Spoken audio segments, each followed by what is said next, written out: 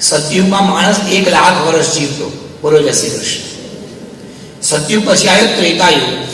1 લાખમાં 5 મીંડા હોય ને એમાંથી 1 મીંડું કપાઈ ગયું. એટલે ત્રેતાયુગના માણસની જિંદગી થઈ ગઈ 10,000 વર્ષ. એટલી પાછળ 4 મીંડા. પછી દ્વાપર યુગ આવ્યો, એમાં વળી 1 મીંડું કપાઈ ગયું. દ્વાપરનો માણસ જીવે 1000 વર્ષ. અને પછી આવ્યું કળિયુગ. કળિયુગમાં પાછું 1 મીંડું કપાઈ ગયું. એટલે મારી ને તમારી ઉંમર છે અત્યારે 100 વર્ષ. એમાં હવે ઘટતી 60 થી 80 ના રેશિયામાં આપણે ચાલીએ છીએ. આપણા બા દાદા 82-85 પહોંચ્યા હતા. આપણું તો ઠાકોરજી જાણે. એ કેટલું બધું સરસ ખાતા અને પ્રેમથી જીવતા, કેટલી મહેનત કરતા. હવે આપણે તો બધા ફ્રોઝન ટમાટર જેવા છીએ. એવા સરસ ચહેરા લાગે. અડધો કલાક જો આપણે ગાડીમાં વાત જવા દો, લગભગ 75% ઘરવાળાની ઘરવાળી એવું કે તમે ગાડી ચાલુ કરો, હું આવું છું. એટલે આપણે ગરમ ગરમ ગાડીમાં બેસવાનું, એસી ચાલુ કરવાનું, ઠંડી ગાડી થાય તારે મેડમ આવે. આવું જ બધે જ આવું હોય. ખેર હવે પ્રભુની કૃપા આપણે ટેસ્લા થઈ ગઈ એટલે ઘેર અંદરથી ઠંડી કરી દેવાની. પણ આપણે બધા ફ્રોઝન ટમાટર. આપણને એસીમાં જ ફાવે, આપણને તડકો તો બિલકુલ ના ફાવે. અને એમાં ખુરશી તો બરાબર સ્પંજ વાળી જોઈએ. ખાવાનું ના હોય તો અડધી પબ્લિક ના આવે. બોલો જય શ્રી કૃષ્ણ. અડધું ચાલે આવું બધું. પણ આપણે બધું જ આપણે સોફિસ્ટિકેટેડ બની ગયા. આપણે કષ્ટ સહન ન કરી શકીએ. એક જમાનામાં એ લોકો કરતા, એમના શરીર મજબૂત હતા. મારા ને તમારા શરીર નબળા બન્યા. એ લોકો વધારે ખાતા હતા, આપણે વધુ જમી નથી શકતા. એ લોકો વધારે જીવતા હતા. ધીમે ધીમે ધીમે આપણી ઉંમર 100 થી હવે 60 થી 80 એ પહોંચી છે. આપણું ખાવાનું ઘટી ગયું, આપણી બુદ્ધિ ઘટી ગઈ, આપણું મગજ વિચારવાનું ઓછું કરી દીધું. તમે જુઓ, આપણે નંબર યાદ નથી રહેતા, આપણે મંત્રો યાદ નથી રહેતા, સ્તોત્ર ભૂલાઈ જાય છે, લોકોના નામ ભૂલાઈ જાય છે. ખોરાક ઘટી ગયો, બુદ્ધિ ઘટી ગઈ. ખોરાક પણ કેવું ઘટી ગયું. પહેલા તો કેવું સરસ ખાતા લોકો, કેટલું સરસ ઘી ખાતા. એક જમાનામાં જમવા બેસી, રોટલો મૂકીને પછી આમ લોટી વાળવાની. પેલો માણસ બસ ના કે ત્યાં સુધી ઘી વેડવાનું. એટલું બધું ઘી માણસ ખાઈ શકતા હતા.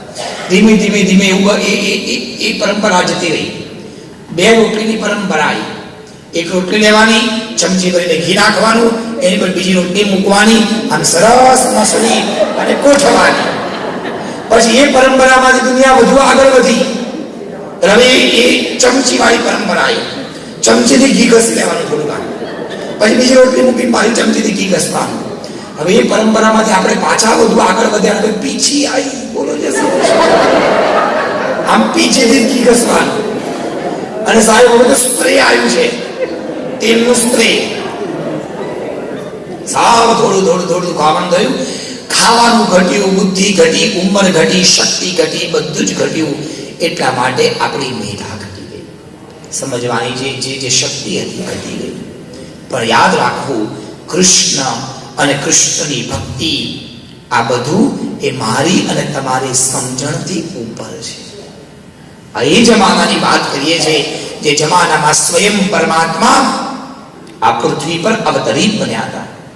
આજથી 100 વર્ષ પહેલા કદાચ એક માણસ કોકને એમ કે અમેરિકામાં બેઠેલા માણસની સાથે તમે એનો ચહેરો જોઈ શકો, એક મોબાઈલમાં, એક ઇન્સ્ટ્રુમેન્ટમાં, એક સ્ક્રીન ઉપર.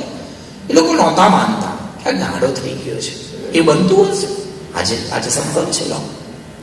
આજે છે જ. આપણે આપણા મોબાઈલમાં આપણે અહીં બેઠા બેઠા ફેસ ટાઈમથી જોઈ શકીએ છીએ. અત્યારે આપણને કોઈ એવું કે હવે ભવિષ્યમાં એવું આવવાનું, ચીપ આવશે, આ મોબાઈલ જતો રહેશે, અહીં તમારા મગજમાં ચીપ ભરાઈ દેશે અંદર જ, ઓપરેશન કરીને. તમારે આમ બસ કહેવાનું કોલ ટુ બેબી, એટલે સીધો એને કોલ લાગી જાય. કોલ ટુ બાબુ, એટલે બાબુની કોલ લાગી જાય. એટલે આવું બધું સેટ થઈ જશે. આપણને હસવું આવે. Is it possible? But yes, it is possible. ભવિષ્યમાં તમે જો રોબોટ આવશે, એવા બધા કામ થઈ જશે. સેન્સર વાળા કામ બધું થવાનું છે. ધીરે ધીરે સમય બદલાય. પરંતુ ધ્યાન આપજો, કૃષ્ણને સમજવા માટે આપણે આપણી સમજણને ઊંચી લેવી પડશે. આ કૃષ્ણને સમજવા માટે બહુ તર્ક નથી જોતા, એને સમજવા માટે બહુ બુદ્ધિ નથી જોતી, એને સમજવા માટે તો કેવલ ભાવ જોઈએ છે. સાચી સમજણ એ કૃષ્ણ છે. કૃષ્ણની કૃપા થાય એ જ કૃષ્ણને સમજી શકે.